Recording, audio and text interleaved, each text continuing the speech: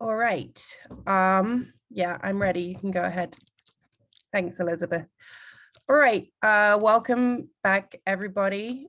Thanks for being here. Today, we have a fantastic guest with us, Roberto Andreoni, from all the way from Italy. Roberto is an Italian composer with an illustrious international career, also an educator who's taught in the US, Italy, and Switzerland. So welcome, Roberto. We're very happy to have you here. Thanks for joining us. Thank you. Thank you, Elizabeth. Thank you, Treya. Thank you, all the already familiar faces I see in the background who are the students I've met in these days and from whom I'm learning many things. I think that's the right recipe for teaching, you know. I keep teaching because I learn a lot. And so it remains an urgent matter. So I haven't been called fantastic guest for many decades. So thank you for the introduction. And I was thinking of, well, when long ago I spoke for the first time with Elizabeth, I had the impression that we might be in a much more heterogeneous type of audience from the point of view of the background and also on the education of the attendees of a meeting like this. And so I didn't even think of being too specific, analytic, and deep into certain details and technicalities of composition. And I chose kind of a theme that I believed is a community theme. I mean, it's something that I believe is urgent for all of us because that's where we are embedded. And the topic is time, which is something we probably deal with for our entire life, whether we are musicians or not. So as musician is more fun to deal with time, but is an urgent matter for every living being, I think. And that's why I believe it's a community meeting topic. Is something that we have in common and we all are experiencing, and it's burning urgent for all of us. So I used a former pre-existing presentation, which I did fairly recently for a strange audience that was made of scientists, like astrophysicists, psychologists. There were some Nobel Prize for physics. There were, I don't know, a bishop, a meteorologist, a visual artist, and they also wanted a musician to participate to this, and this was for a larger publication about time. And they begged me to be very elementary because in all the subjects, the other speakers would not be acquainted with the technicalities of their respective co-speakers. That's why I started with a kind of an elementary type of approach, which can be, I think, hopefully fun and refreshing no matter what for all of us. So I share my screen. Share the screen, or I should maybe, or I should share the PowerPoint. I guess. See this? Okay. So you also can tell me whether the sound is audible. I don't control it, and I hope it's not neither distorting or too soft. But this provocative sentence is music, a friendship between humans and time. And here we go.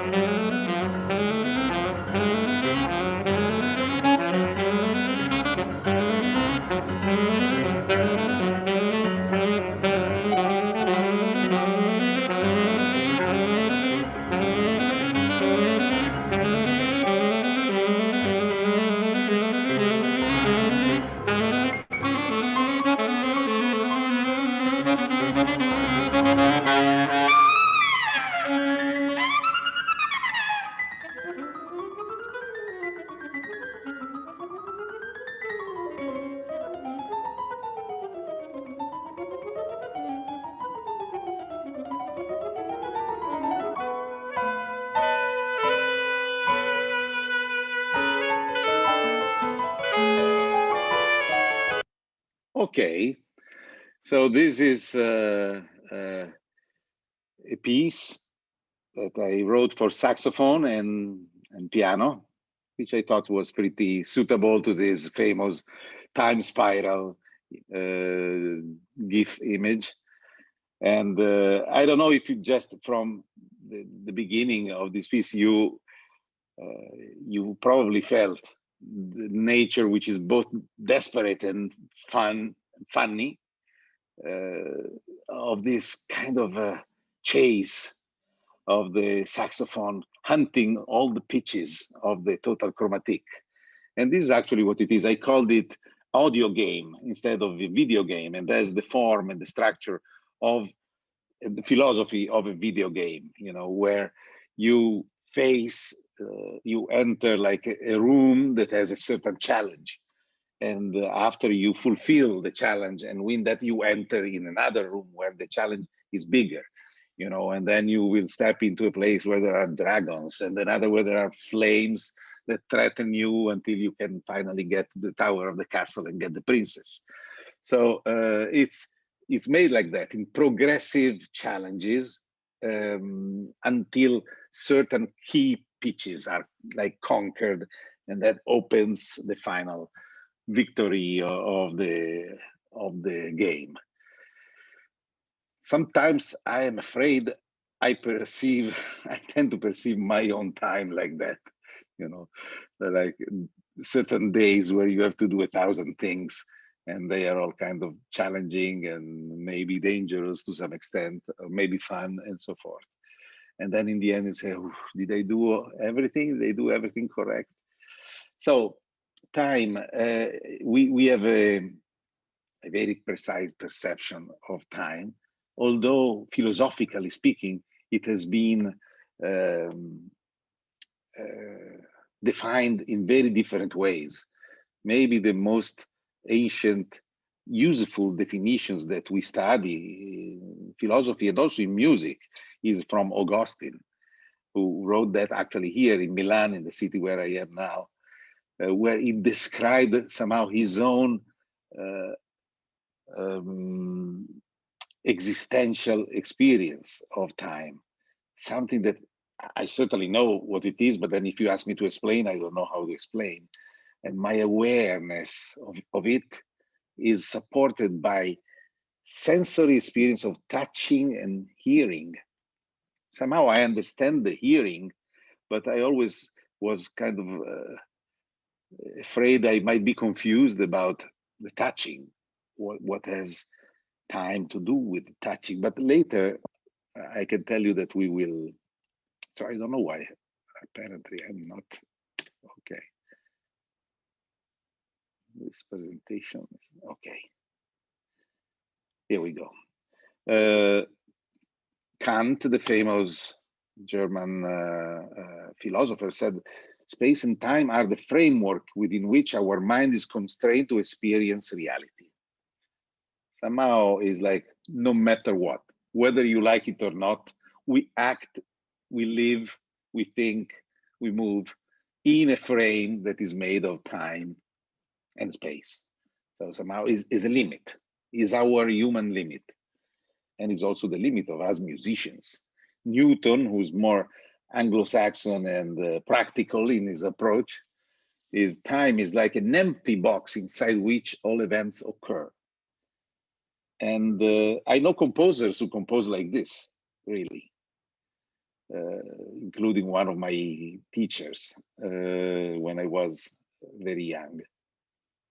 This is the mentality of our planners, where the time of our week is an empty box and we need to fill it with our chores, with our duties, with our things. And on the other end, the score could be the empty box that we have to fill with sounds. So time as a available platform, boxes, that's why I put the Chinese boxes there, and that needs to be filled with your own contribution, your own work.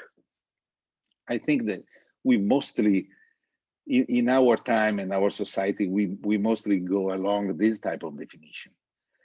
I was very intrigued by a provocative sentence by Stravinsky instead, when he said, music establishes a friendship between humans and time. I was intrigued because I loved Stravinsky. I love Stravinsky, but I don't feel ready for this, maybe. Maybe in the urban, hectic life that I usually live, friendship is not really what I would call time. And yet, I think it has to do with my composing, maybe with our composing. So that's why I am arrogant enough to often use we in this presentation instead of me. I think that we dedicate so much time, energy, projects, planning, thinking, imagining, pursuit, energy, money into our musical activity because we have experienced at some point in our life this type of potential that music listening, music making, performing or composing has to do with this, has to do with a better flow of time, a possibility of a better flow or a very suitable flow of time for ourselves. And honestly, I think that most of composers have sometimes a very different flow of time. I see there are people who keep needing to be admitted here today. It's okay. I'm taking care of that. Thank you. So let's keep going with provocative things. And okay, this is a video of one of those things that just happened to be viral on YouTube or on social media, where an Italian young dad is filming his child in the car. Federico, che vuoi sentire? La musica? La musica? Sì. Ah, Do you want questa to vuoi hear some sentire? music? Yes. Senti un po' You se want ti to hear piace this? questa. No. Non ti piace questa, papà? Eh? No. E questa? So the father plays children music. Come no? In macchina con papà sentiamo la musica. Ma come no questa? E questa? Per tre. Per tre.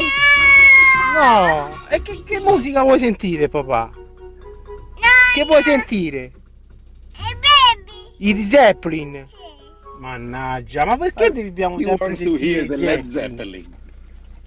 Scusa, questa vuoi sentire? No. Questa vuoi sentire?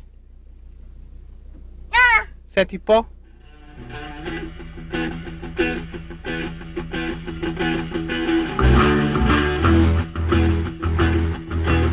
Look at the bliss. You need fooling, baby, I'm not fooling, fooling. I'm gonna send you back to schooling, way down inside, honey, you need it. I'm gonna give you my love.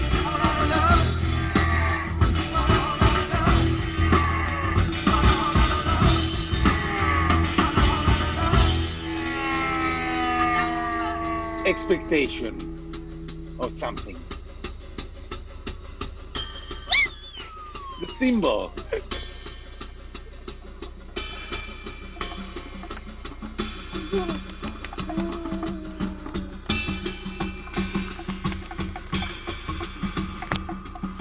So, apart from the fact that this is really hilarious, I think, and fun, but how does a baby that is not articulate yet, he doesn't really speak Italian, he only says no and some onomatopoeic expression to be understood by his dad, so he doesn't even know what language is, and yet he does this when the congas, and how does he know that this is the congas? That is an instrument definitely bigger than him. what is that expectation, that fulfillment when finally the desired sounds arrive, and when the pulsing, drumming inspire him? Here we are, a tactile opportunity, you know. And then I was thinking about that, and I think that actually probably the first time we heard about time related to music is when we were in that age, and they told us, like, beat along the music, you know, clap your hands, so go along the beat. So time is something that you beat, that you touch, that you tend to stomp or clap on. So it has to do with the pulse. I think we all know it, but it's never enough knowing it. I think that with our type of job, we can go deeper in our knowledge about things like this that are very elementary, you know. So musical time has to do with pulses and pulses, but still, you know, if I establish a pulse like this, a metronome, this is neither a rhythm nor a meter. We know why.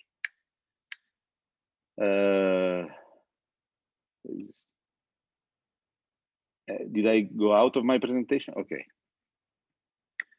So what do I need to start having a feel of something more musical? Pulses are not enough. I need a stress on the pulse. So if I do,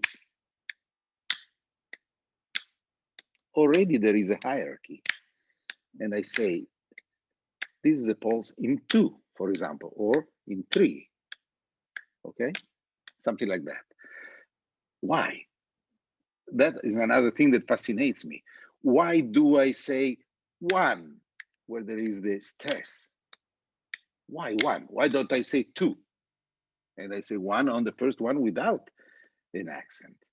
The same happens if I prolong the pulse. You know, if I do doo, doo, doo, doo, same dynamic, same pitch, same everything, same duration, but one is long and one is not. One is tenuto and the other is staccato. So these are part of our perception of sound. They are laws of psychoacoustics. You know, a sequence of isochronic beats, a longer duration is the equivalent of an emphasis, and other aspects like this. So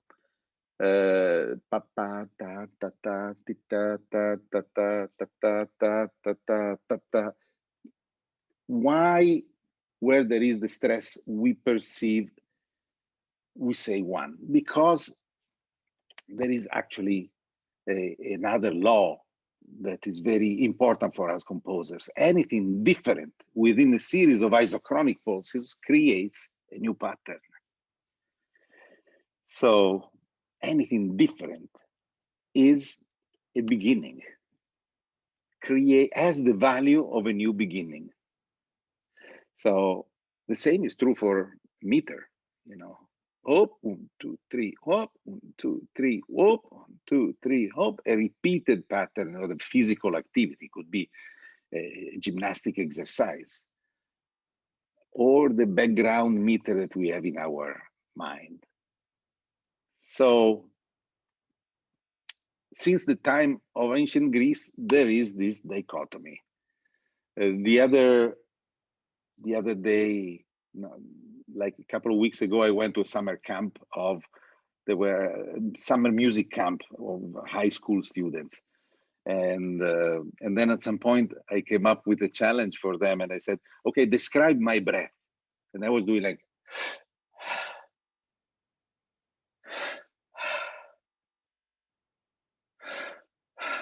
and I was breathing just loud as I normally breathe, and say, describe the sound.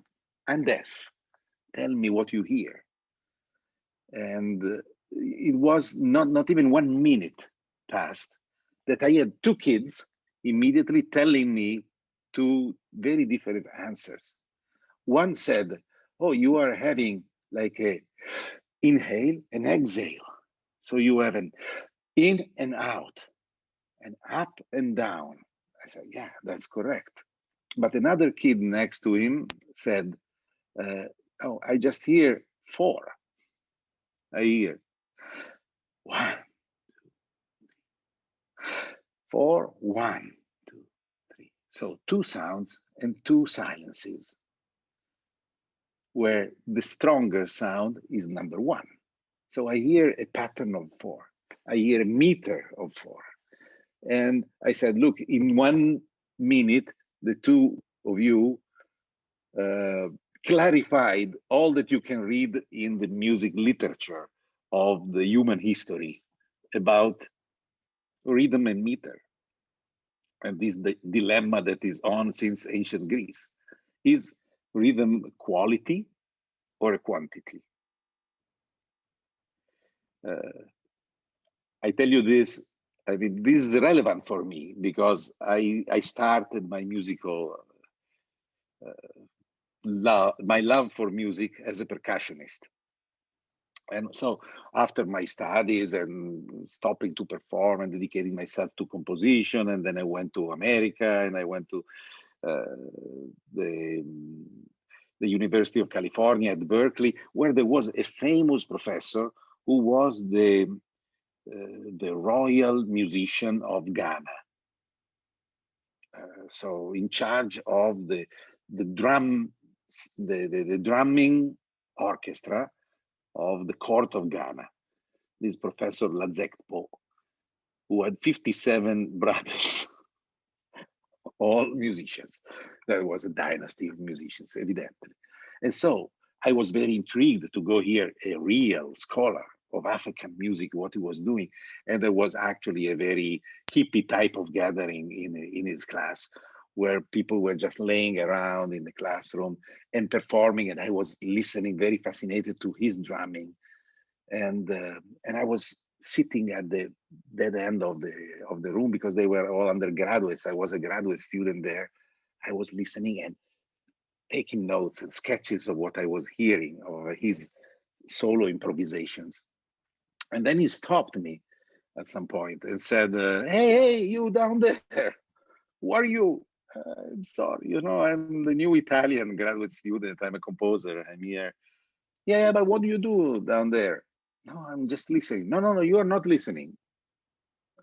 Well, I'm writing some. Well, that's wrong. You will never understand African music if you do that. And then I was so embarrassed, you know. And, come over here. And then I had to go next to him. And everyone was looking at me, and it was very embarrassing for me. And so take off your shoes. Further step of embarrassment, take off your shoes and stay there. What do I do? You know, okay, are you there with all your weight on your feet? Yes. That's the starting point. Not a pen, a pencil, and a piece of paper with the music stuff on it. Is to feel your weight on the ground. Okay, now play this pattern. And he started doing a typical African pattern, no? And he said, okay, now your weight is completely on that. You keep doing that, but now you stand on one foot only. And then,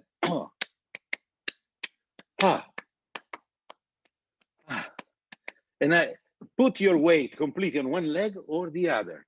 That's what is, you know, the rhythm is your life ongoing. And where you put your weight is how you face it. So you can be very relaxed and do this, but you could do it in not just one time, but in 2. 1, 2, or in 3. 1, 2, 3, 1, 2, 3, 2, 3. I don't know if you can hear my feet stomping, but or in 4. 1, 2, 3, 4. 1, 2, 3, 4. 1. or in 6.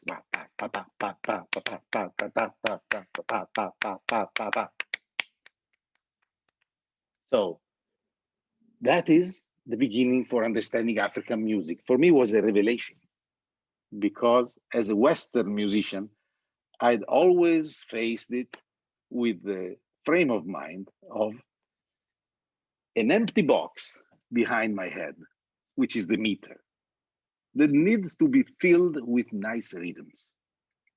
And instead, for the first time, I was understanding that also the opposite was possible, completely legitimate, and quite fascinating, actually.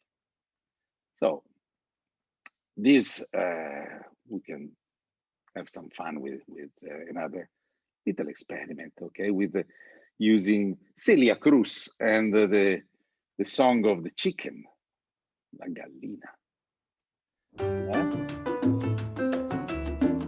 Which comes first? The rhythm or the meter? Oye, ¿dónde está mayor? ¿Dónde está? This is like saying Ya no vende por las calles. the egg or the chicken. Ya no pregona en la esquina. Ya no quiere trabajar. And the answer is pretty easy, you know, because actually there is no answer to this query. Like the egg is inside the chicken and the chicken is inside the egg. And so is a unlockable, wonderful dilemma for the musicians. And for me was quite a liberating experience in the way I started thinking of musical time. Because in general, I was very intellectual and having a lot of fun researching for interlocked patterns and complex polyrhythms, you know. There are examples.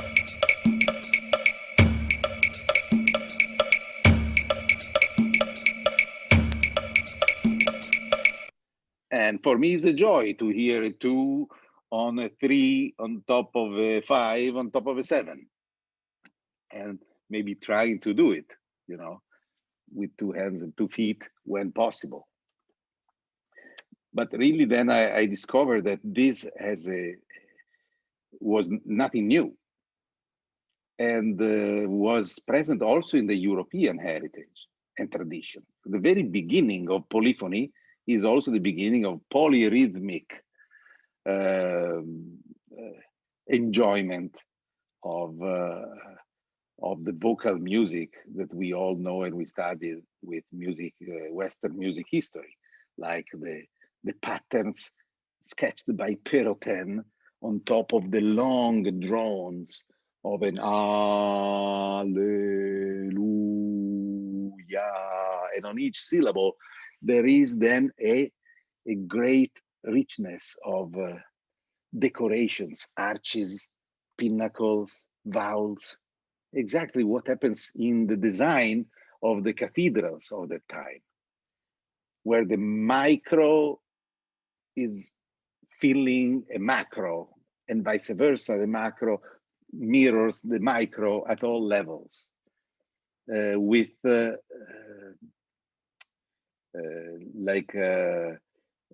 shapes, recurrent shapes and forms, rotating shapes and forms. And the same thing that happens in art or architecture.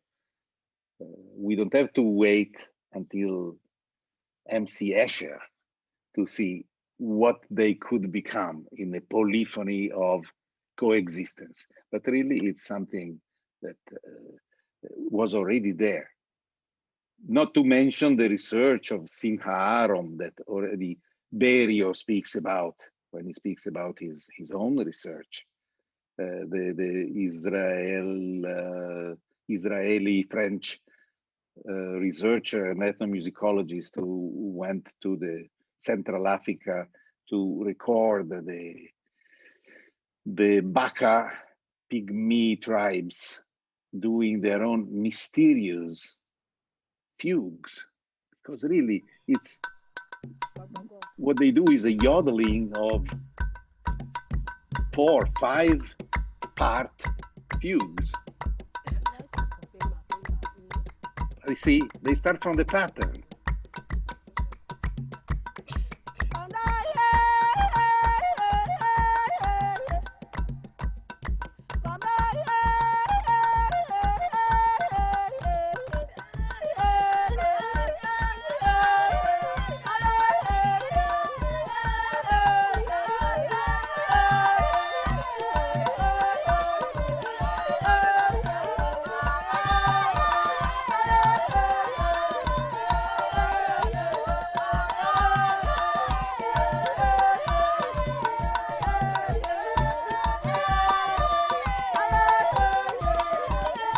So where is the downbeat?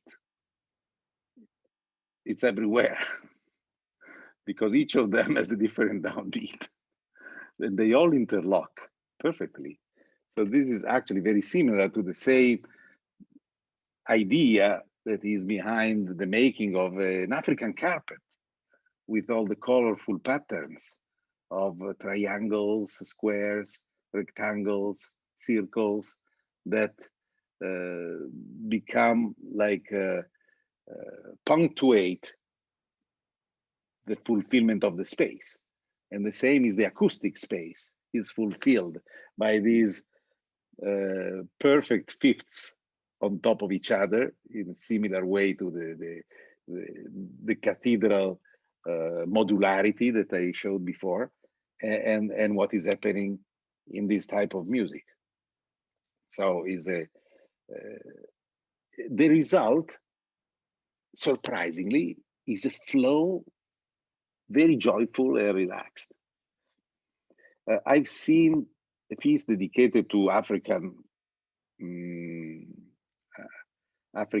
polyrhythms in a concept of Le Percussions de Strasbourg in Milan. They were coming from France. They are a fantastic group of percussionists.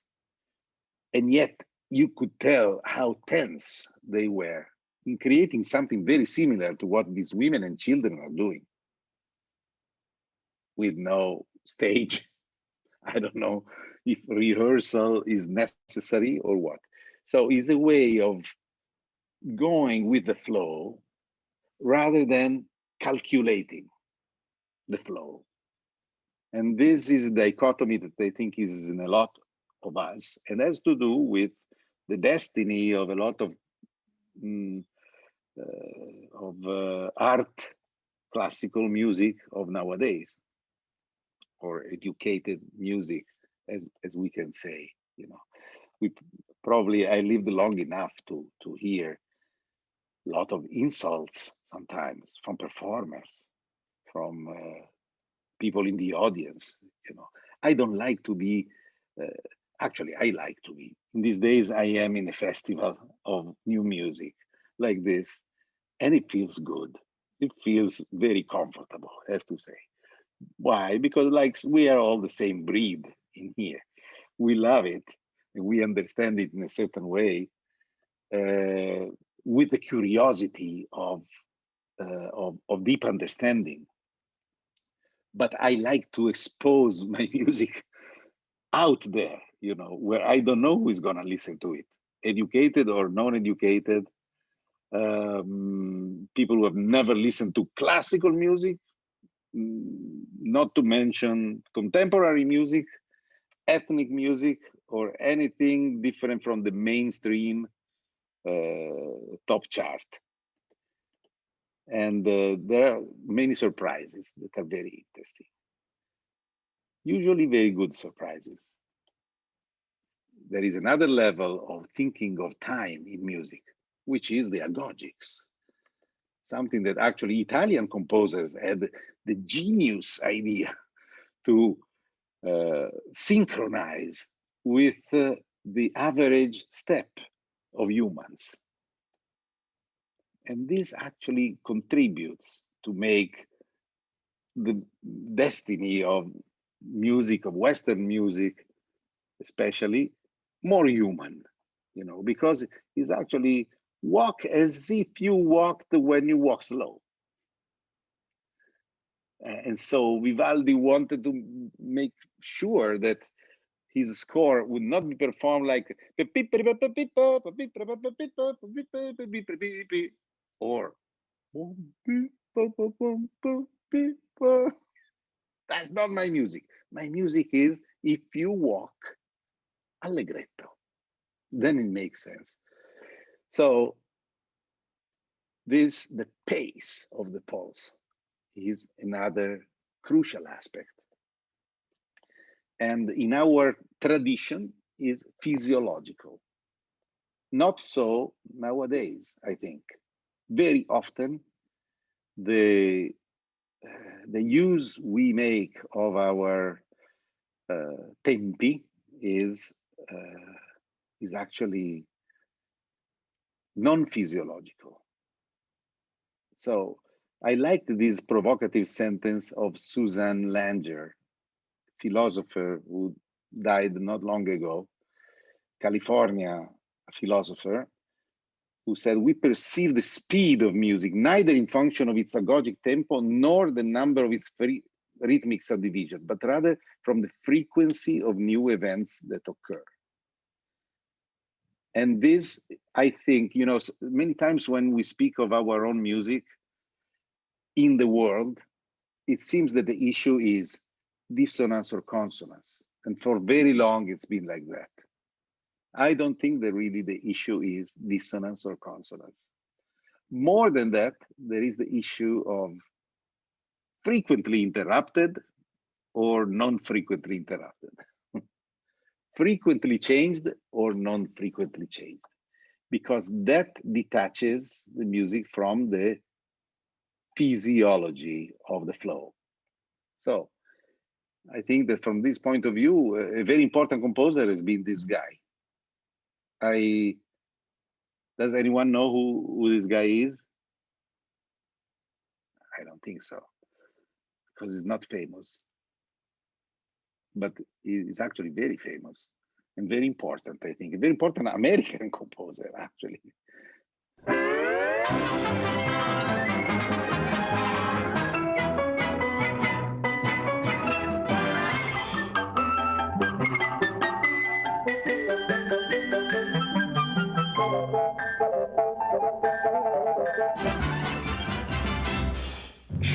Change completely.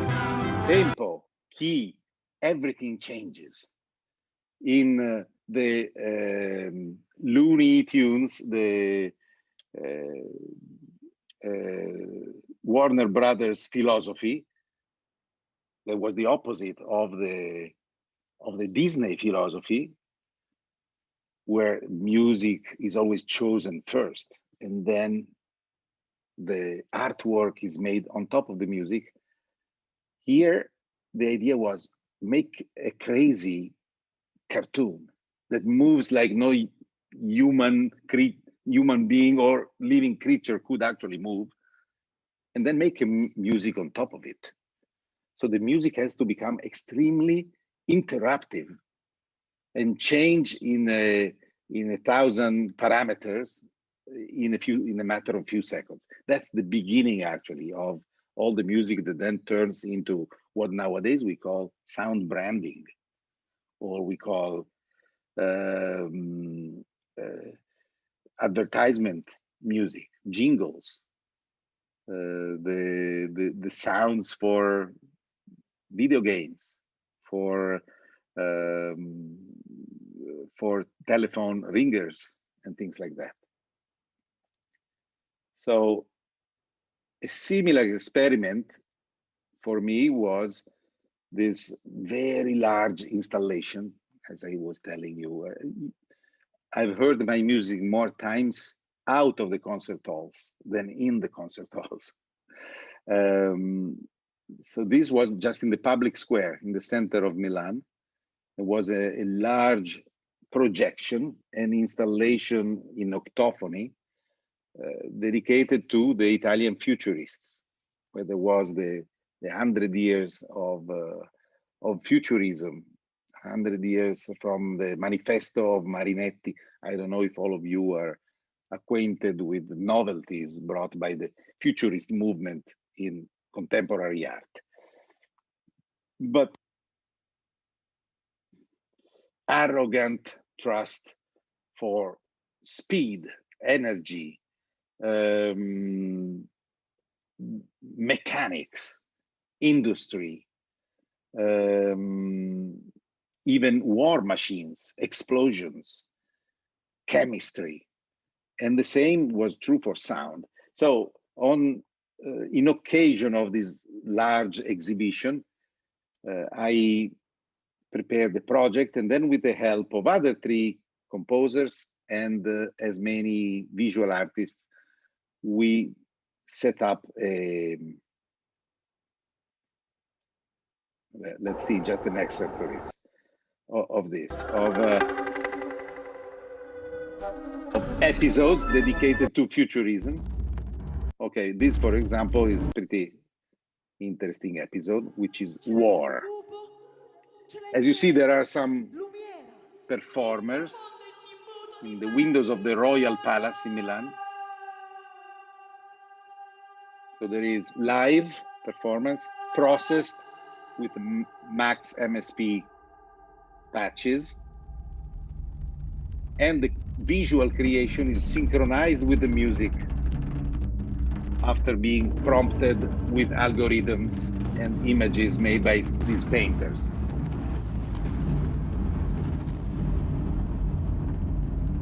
So these are all words used by the futurists, words of war. Drums become war machines.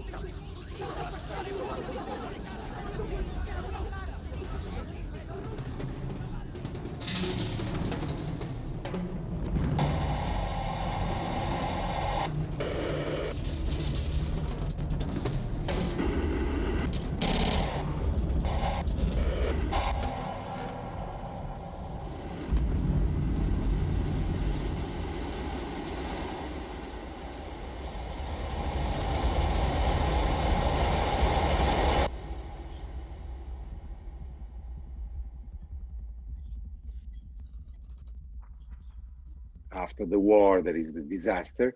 And then there are other episodes, like this anti-romantic episode,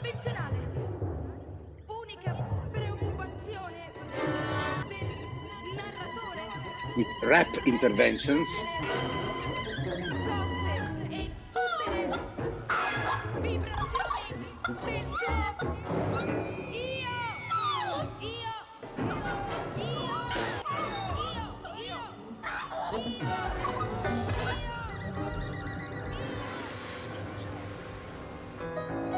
Sorgi la sera e vai, contemplando i deserti.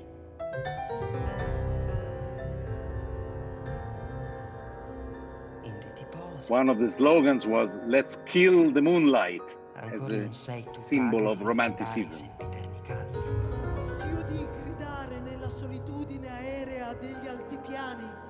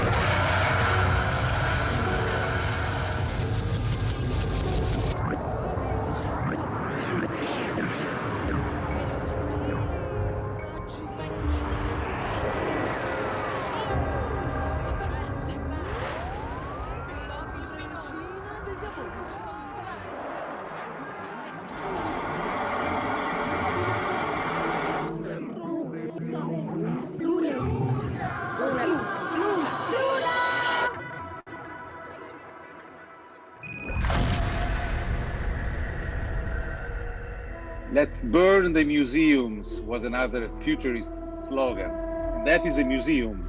So we put it on fire.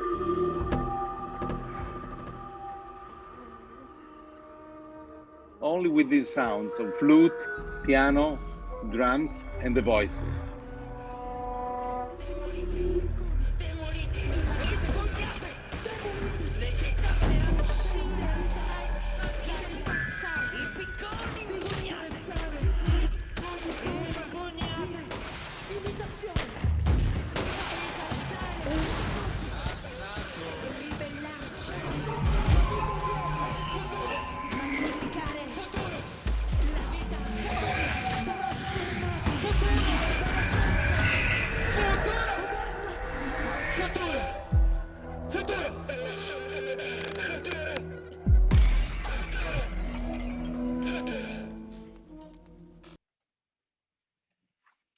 It lasts about 1 hour.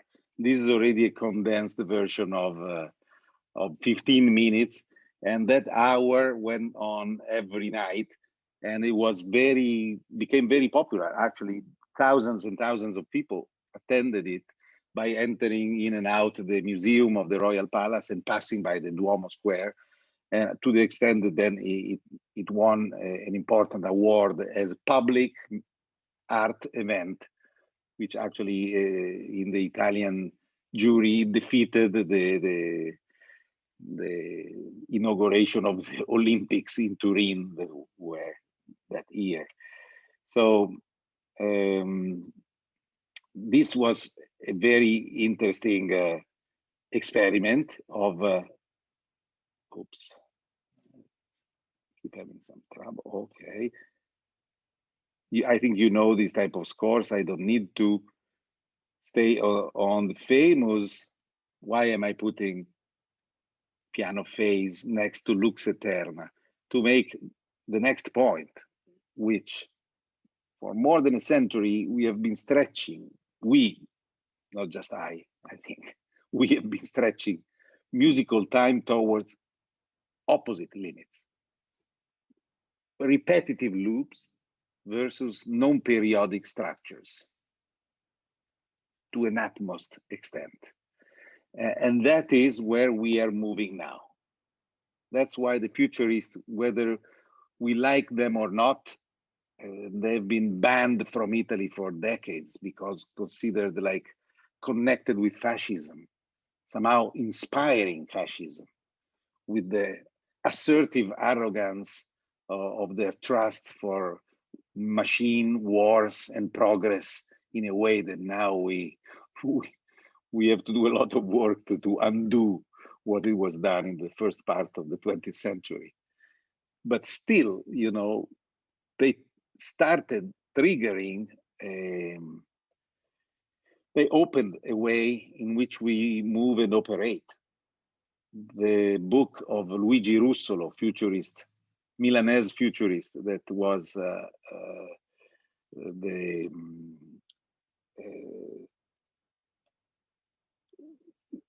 somehow the inspiration of the electronic music. It seemed like a science fiction idea, music made with electricity, music that can move microtonally. They were crucified by the public opinion at the times, you know. And today we swim in that broth, you know. And somehow that brings us to I just wanted to wrap up all these strange mix of input that I've been throwing there for your own enjoyment or not enjoyment. I hope this anything of this helps you, I don't know, get new ideas for your own writing and be more convinced that nothing of this is relevant, or maybe that something of this could be relevant for you as well. And I made this diagram of what I call the redundancy clock, because I think that music of today moved away from a syntactic type of flow, which means what? Phrasing. phrase, frase, in Italian is sentence, you know, and musical phrasing is the quintessential element of a musical attempt that is lasted for 300 and plus years of having music resemble language. After all, the entire tonal period is the ambition of transforming music in a language, and therefore with a precise syntax and syntactical hierarchy, exactly like language is organized. We move away from that towards the opposite directions, as I was saying, either the so-called new simplicity or the new complexity, which, as far as the time flow is concerned, mean a highly periodic time flow versus a non-periodic time flow, absolutely non-periodic, or the extreme opposite of language, which is the further dam that was broken by John Cage, which is the indifference about both of the above. So randomization. Honestly, I made this map because I think I use all four reference points of this map to different extents in my compositions. When I step in highly periodic time flow, I tend to do it in a polyrhythmic way, as I was saying before. This is a little excerpt from another theatrical work I've done, the La Missa à l'homme désarmé, the Mass of an Unarmed Man, which actually tells the true story of some farmers in the region where I live that went on to combat the resistance against the Nazi occupation. And so at the end, when they finally liberate this little village, they dance like a primitive tribe around the Nazi tank that they have conquered in this theatrical moment of 1945. You still hear the voice of the actor in this excerpt. 1945.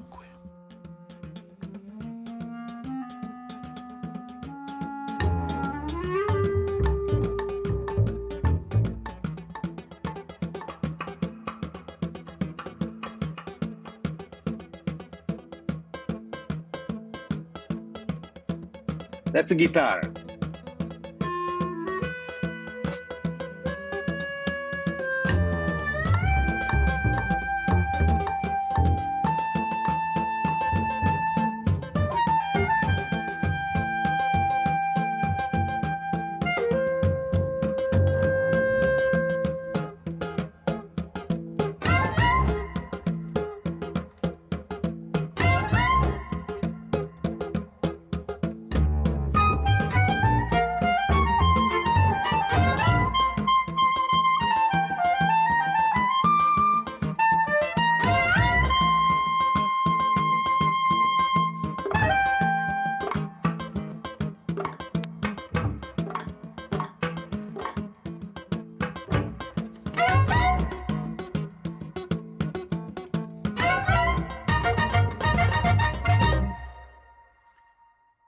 So the ensemble was viola, guitar, clarinet, and double bass.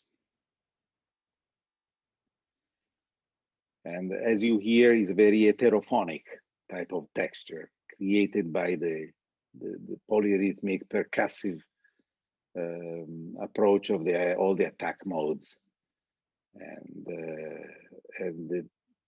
the noise component techniques of the guitar.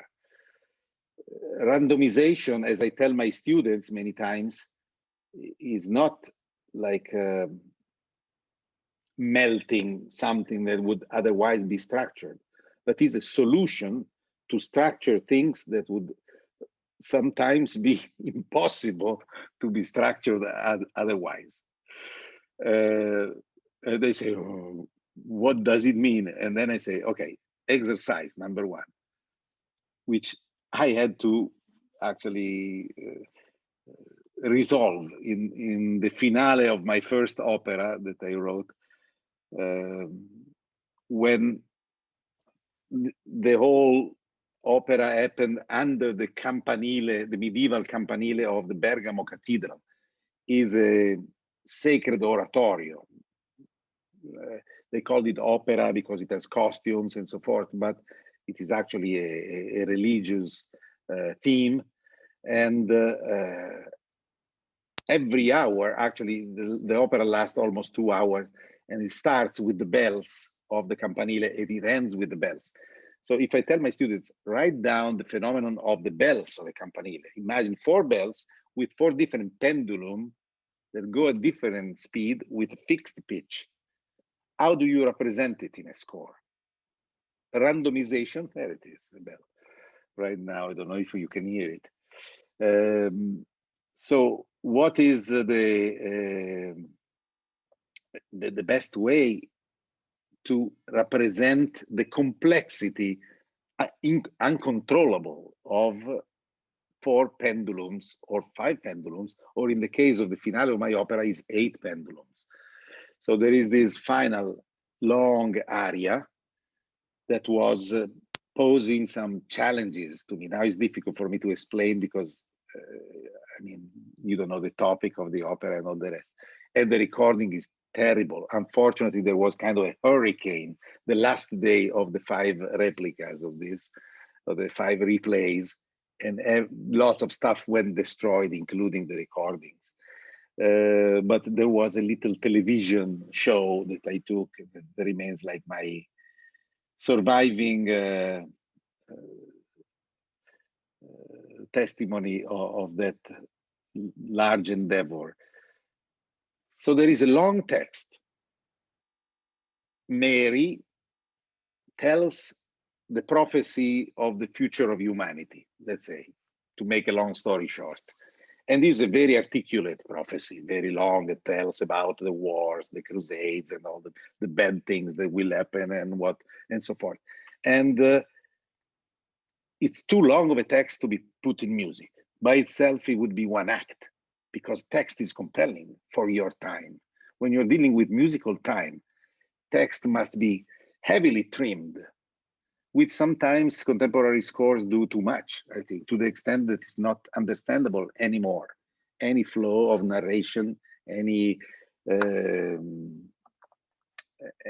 understanding of the context.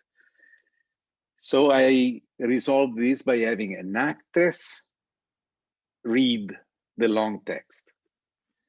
The singer is merely shadowing certain syllables of the long text in singable pitches that create lines and give a direction to the reading of this long excerpt. At the end, after this portrait of upcoming suffering of the humanity, there is also a shed of light that says, but there will be hope. And on this final word of hope, it says, vola, fly now, fly out, to the Peter, who is in front of her, and says, now fly, and the flute remains alone, and the bells start. But the bell was only one with the time of the campanile. So I had the 8 percussionists of the orchestra during the long aria go actually around the audience that was all in the outdoors, and performing this randomized pendulum with each of them with 1 pitch, so that the entire audience felt embedded in this resonance of bells. Those bells were revealing the pitch set that was used in the 3rd act of the opera, And when finally 4 horns that also interpolate with the percussionists perform their last notes, they add the last missing note that gives a completely different tonal center to that otherwise random pitch set. I don't know. It's kind of, oh, actually, should I do this? Yeah. For whatever we can detect from this.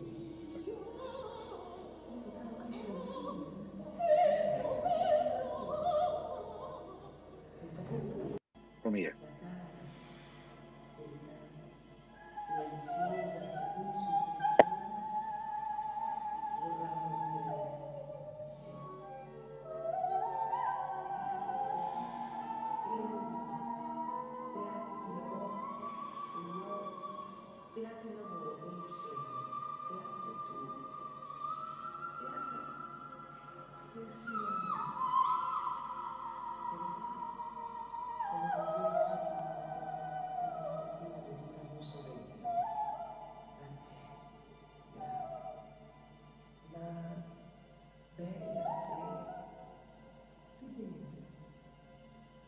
Non ci sarà nessuna civiltà senza il perdono, nessun decoro nei costumi, nessun pagamento.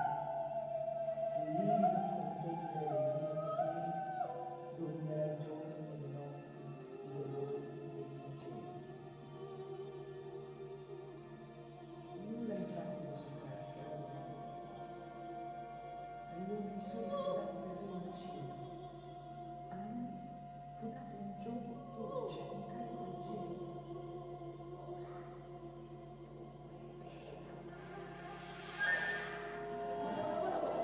Vola, vola, vola, vola, vola, vola.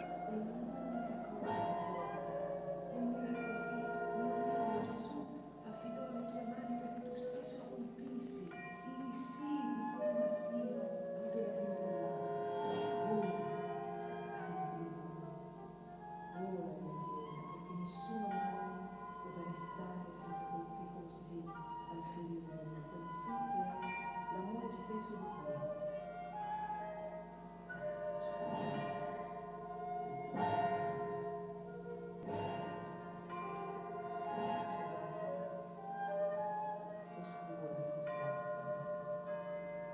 La battaglia è una lunga e crudele, ci aspettano cento e fieri e una lunga via. E sulla via, la sua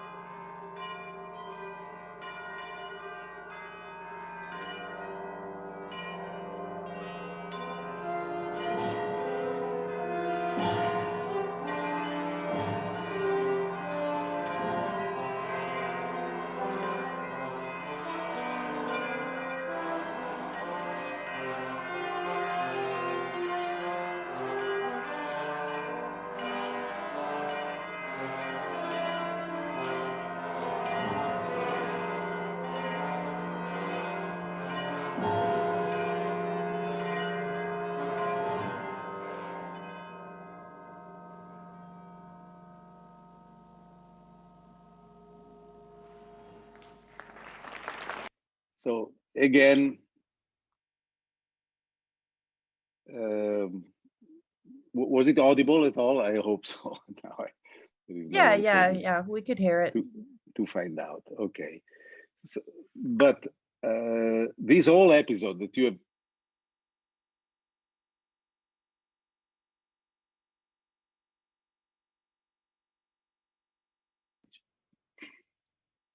and I think sometimes randomization is a good solution to provide a complex situation out of a simple idea.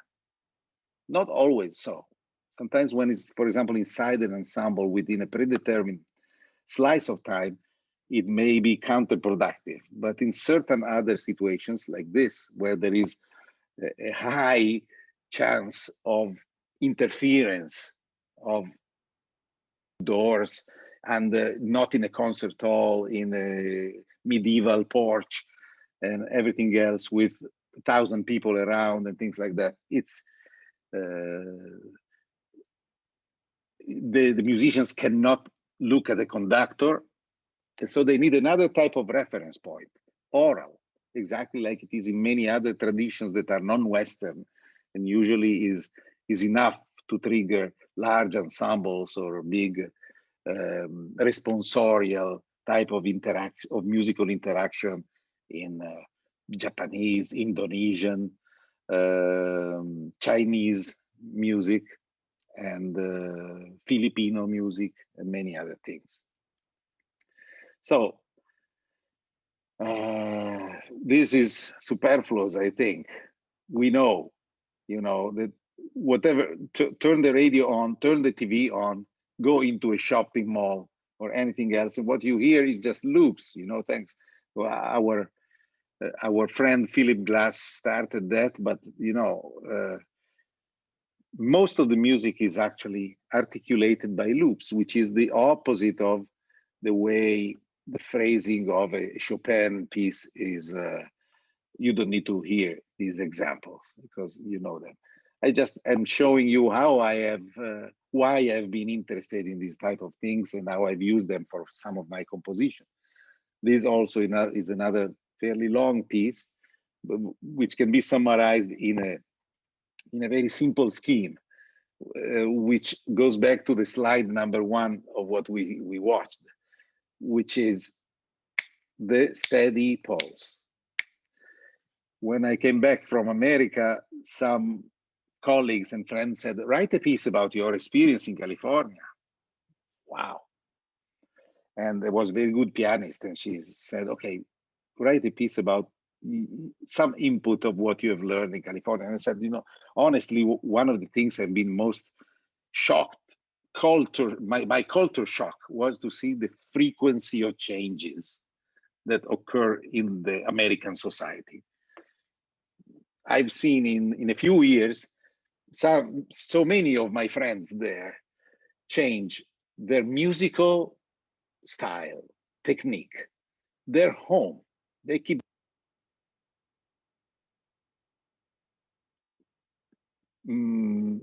divorce and remarry, change sex, change religion, change everything, the landscape, because there was a big fire, there was another flooding, lots of natural disasters during those years. There was the big earthquake of San Francisco when I was there.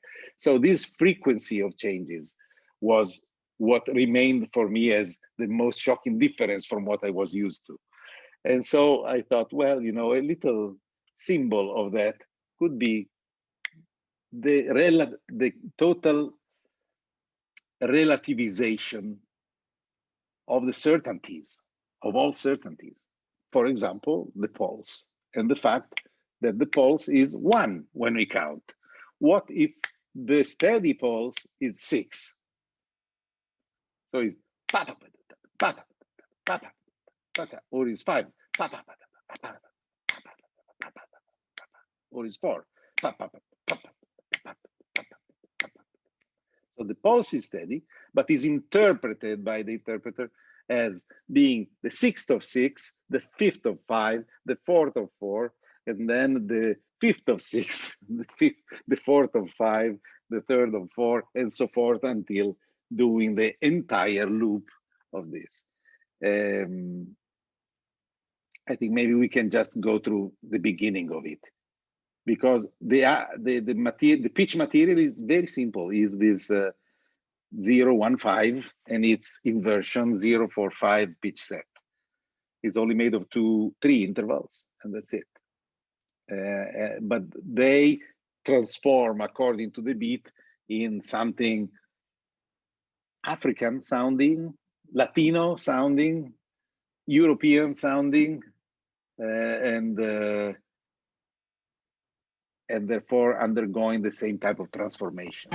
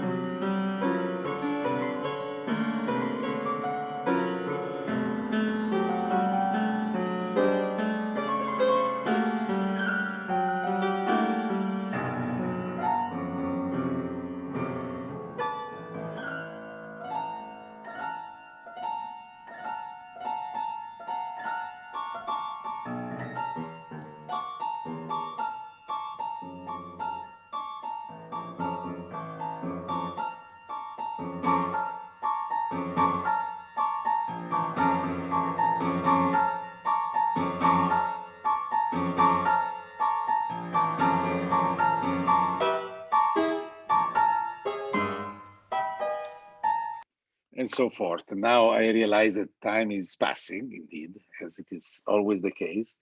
And I want to reach conclusion with a couple more examples. But I think that it's clarifying a little bit my way of thinking about time.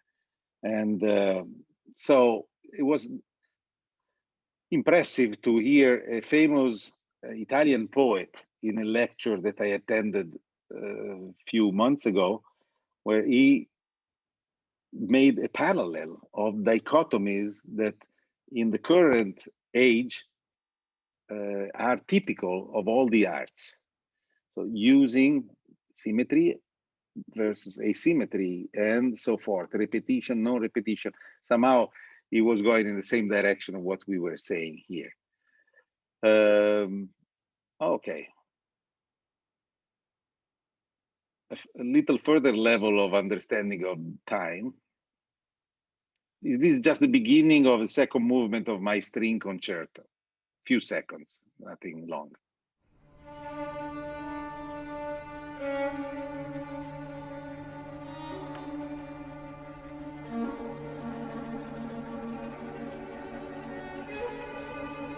I hear something recurrent and I expect.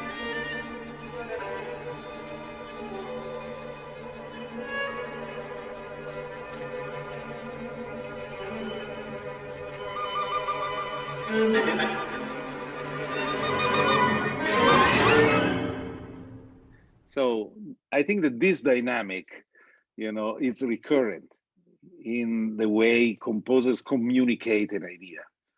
And definitely for me, this was a kind of a randomized beginning where the sections of the string orchestra are assigned numbers, which is number 1 through 21, that are the first 21 interventions that they come. So after I hear one, I know that it's my turn since I am number 2. So it's like a game to be played in the orchestra until they know that it's complete. The audience doesn't know. And that is creating the breaking of the mechanism with something surprising. And I think that this is the level that we call form, which is always articulated in terms of memory, perception of what I just heard, and recurrently I recall as familiar, and therefore expect a development of that until a surprise comes and brings forth a novelty.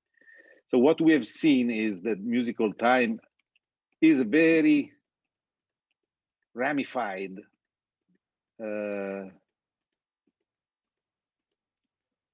parameter. It's not one thing, but is so many things together at once. And what is nice is that not necessarily all the factors are in the ballot at all time, but we can do all the possible combinations of this neuronal network when we listen, but especially when we compose. And the composer really plays around all of these parameters at once, turning like on and off all the cabling of this patch of the composite elements of musical time, with rubato and alea being somehow completing the picture. All of the above imply movement. Music itself is defined as movement. A book that I suggest you to read is Forms of Vitality by Daniel Stern. He's a neuropsychiatrist. He died recently. He lived in New York and worked a lot with the arts, music and dance especially. And it's fabulous to see how he explores like infanthood and the things I showed at the beginning, how a child starts the appeal of sound, of time, of going along, or synchronization, and presents these aspects as forms of vitality. Music is a form of vitality. Sound itself is like that. The opposite, the total absence of movement is perceived by creatures as either a death signal or fake death, which is even more dangerous, perhaps. So we have started with the baby, and I wanted to finish with another provocation of a baby and another little excerpt of something of mine, maybe, if there is time. You stop me because I don't see any clock around here. Oops. This is an American baby with an American mom. Mommy's gonna sing you a song. You want Mommy to sing a song, honey? Let me know how you feel about the song, okay?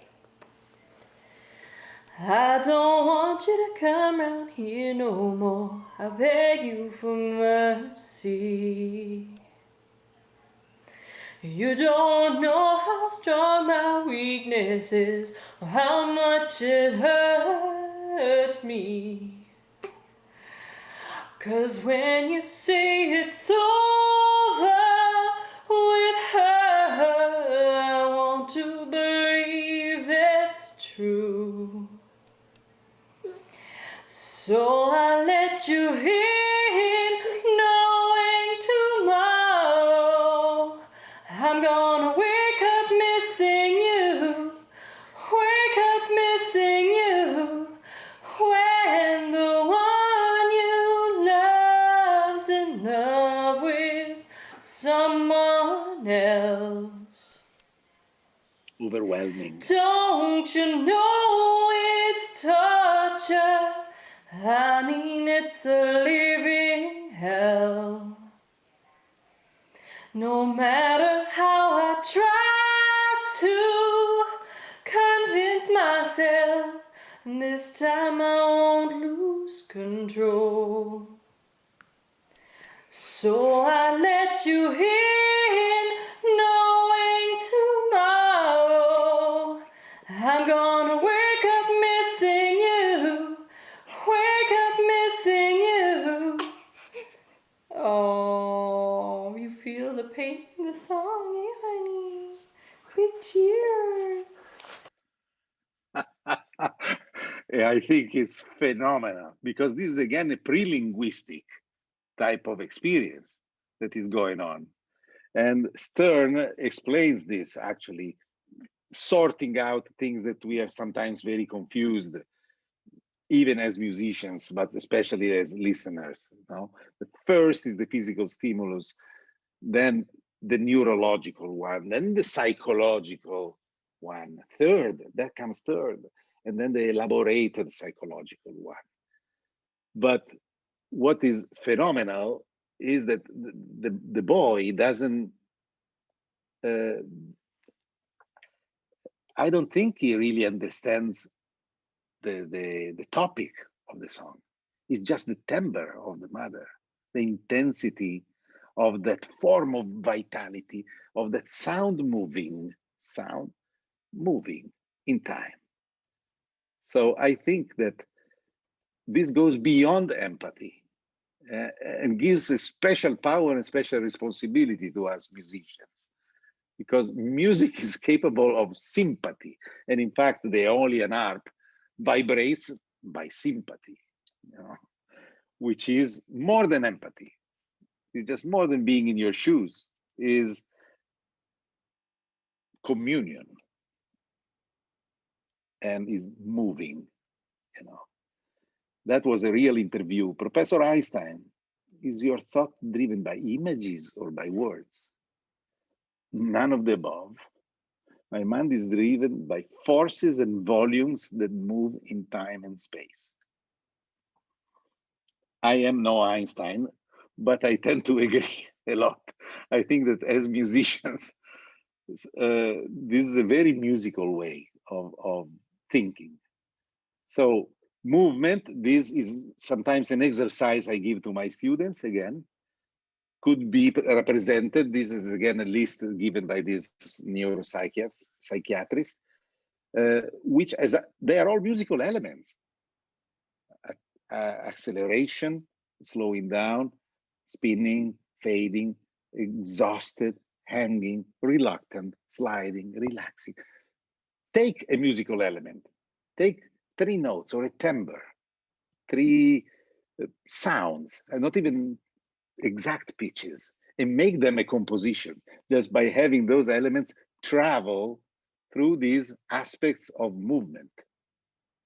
This has to do with the Gestalt theory, of course. So that the curve of intensity displayed by each of these events through in a segment of time is what we call the Gestalt. These forms of vitality. I think that there is one piece of mind that it could really be a path through those movements. It's a cello solo piece. We can listen to it if you want, because it moves from anger and resentment to being moved and almost to a thank you note, a praise and a thank you at the end. We still have about 20 minutes, just to let you know, so we have plenty of time to hear some more examples. Okay, good. So there is something more, but I also wanted to have some interaction with you guys. And thank you for helping me. Oops. I don't see why I don't see the, I don't see the music file in here. Maybe it didn't load it. Okay, I can go pick it up somewhere else. If you don't mind, let's see. Maybe here I have solo pieces, cello.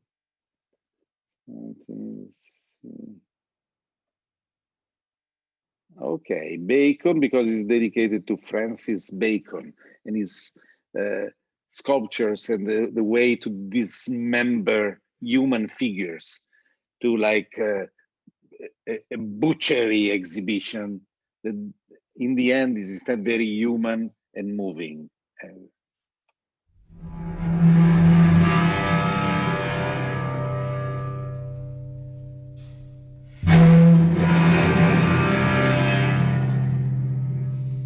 Can you see the score?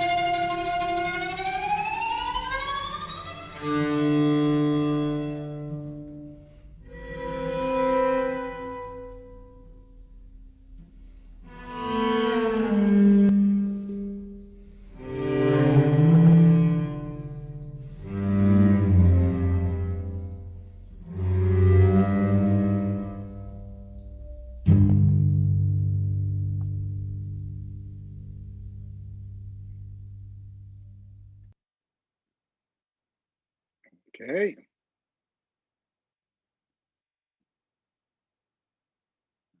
Okay. So all this articulates in compositional processes. This is a list made by Sciarrino, actually, in his book, the windows of musical forms, that he summarizes a process of accumulation, multiplication, permutation, what he calls little bang as opposed to the big bang, which is a moment of change. What in old times could be a cadenza, a cadence, not a cadenza, proliferation and ramification. And then, I mean, you go through those processes using compositional techniques. And there are so many that you all seem already very acquainted with for what I've seen in the past days.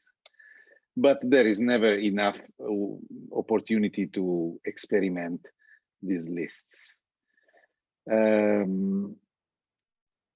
What is the result of process and technique is texture.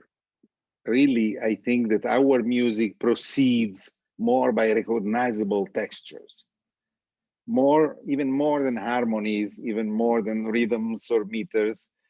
And the time flow is a time flow of textural changes, and textures become more complex as the ones that I outlined in red are, I believe, the most used, which used to be extraneous to the Western tradition.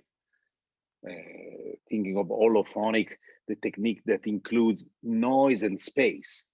So the sound landscape in which something occurs. Here there was a little example of the end of a piece of mine called Vicini e Lontani, close by and far away. So it's just a small chamber piece, but there is an interacting reverb, a simple reverb plugin on stage, which is part of the performance because that reverberation gives, adds, and subtracts. This is even purposely more simple than any interaction with a max algorithm or patch. This is a very simple adding or subtracting space. By adding or subtracting resonance, you get the idea of something close by or far away.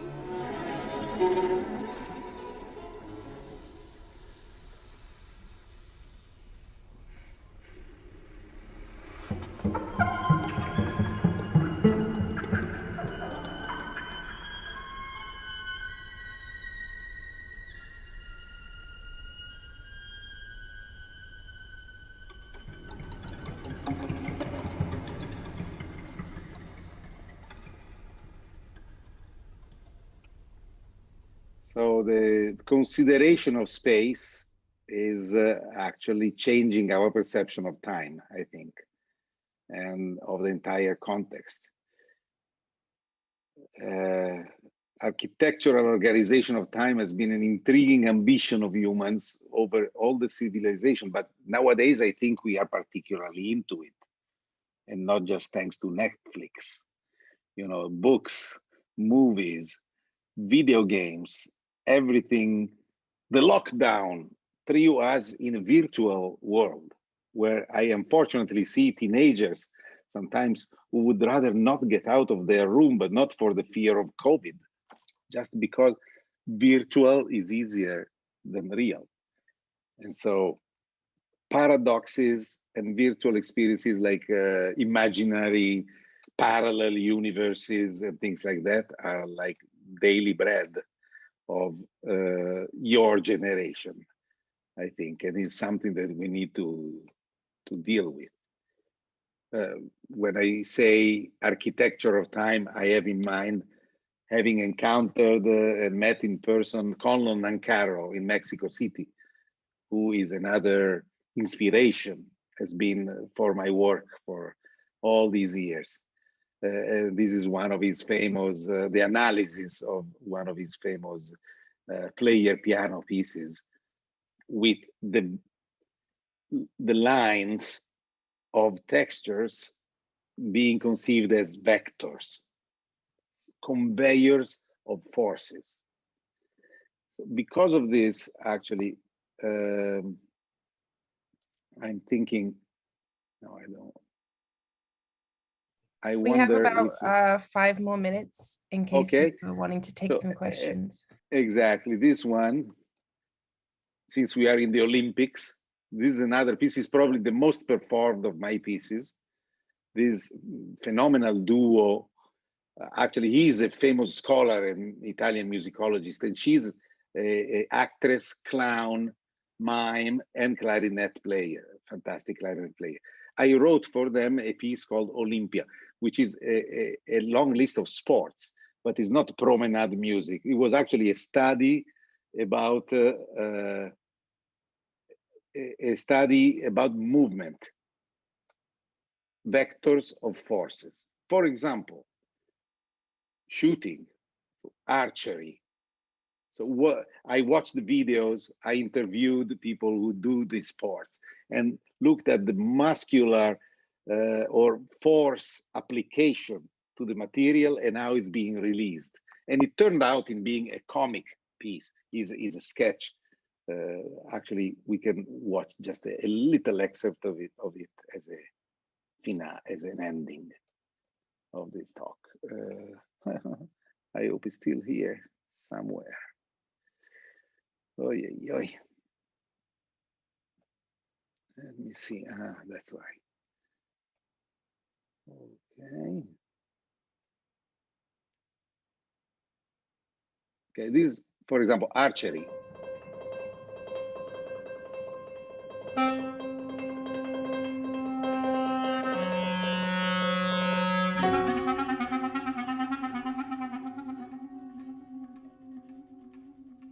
They're miniatures that portray the form of vitality of that gesture. This is shooting, for example.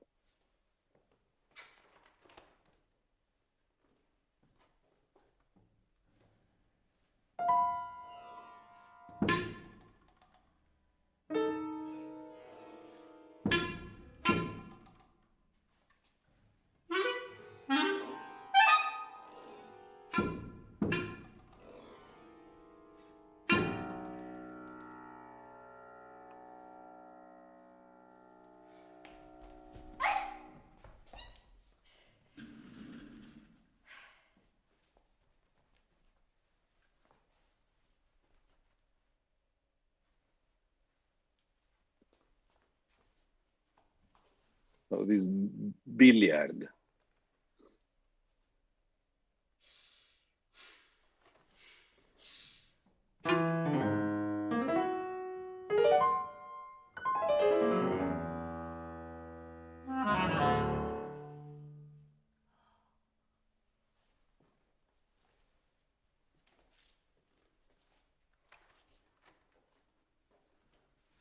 Bowling and curling.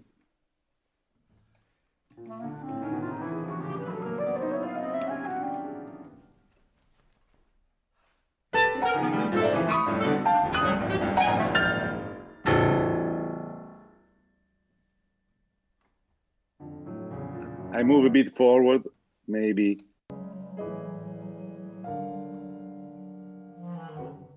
Okay, that was golf. And there's a funny one. Tennis. There are 24 sports, so it's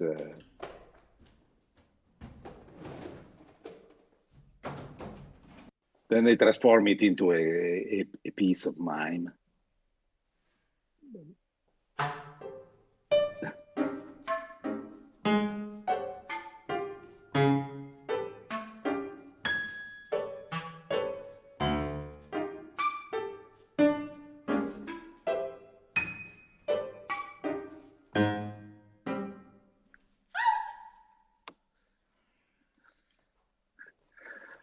Okay, and now I actually would like to hear from you, because I can conclude with this. Actually, this was a definition that once I read about music. Music is a wonderfully complex way of feeling and thinking, and I added, and wasting no time. So I hope I didn't waste your time for this long and disorder run through the many facets of musical time in my perception and my experience. But if there is any consideration, although, or questions, I would love to hear.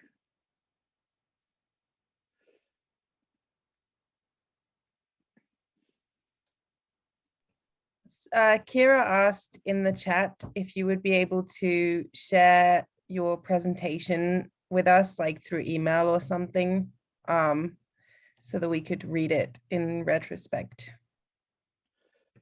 I think it will be recorded, right?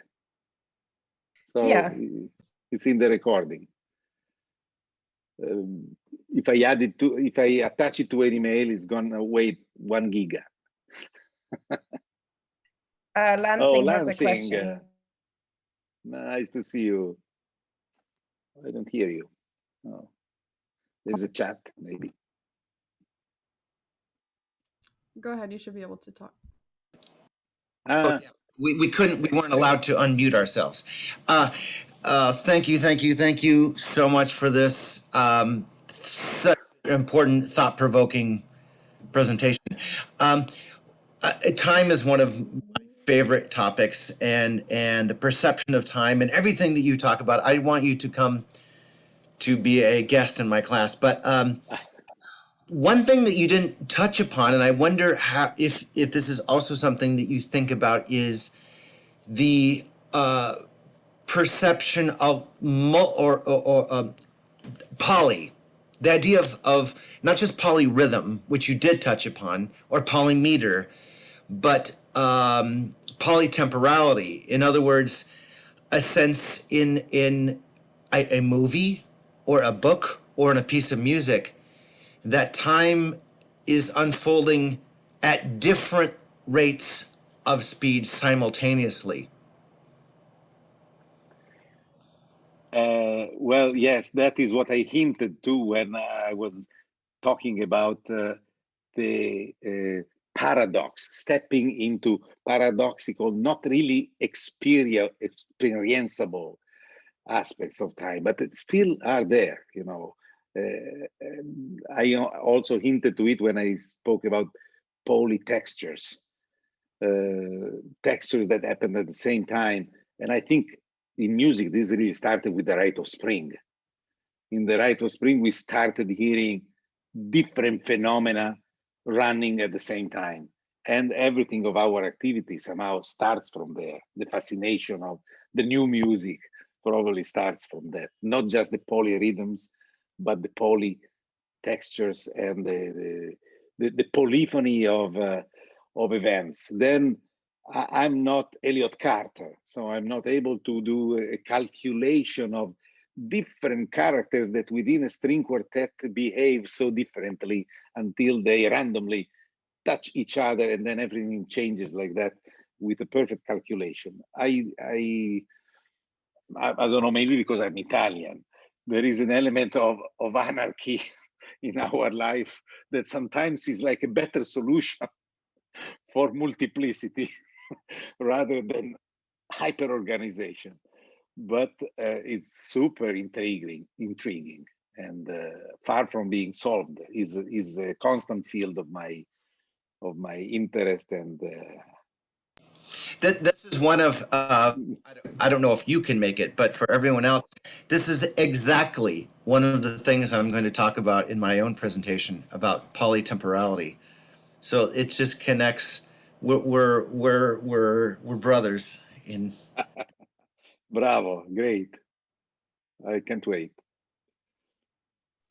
We are running a little short on time here since we have another presentation coming up, but thank you so much, Roberto, for a really fantastic presentation. We loved having you, and it was really great to hear some of your music and just generally a very thought-provoking presentation. So thank you very much. Thank you for your patience and everything. I didn't have the time to read the chat, but I will see that. Thank you again for having me with you guys. I felt in a community in all these days, and a lot more must come up with the coming concerts and presentations. Grazie to everyone. Ciao, grazie mille. Have a good time.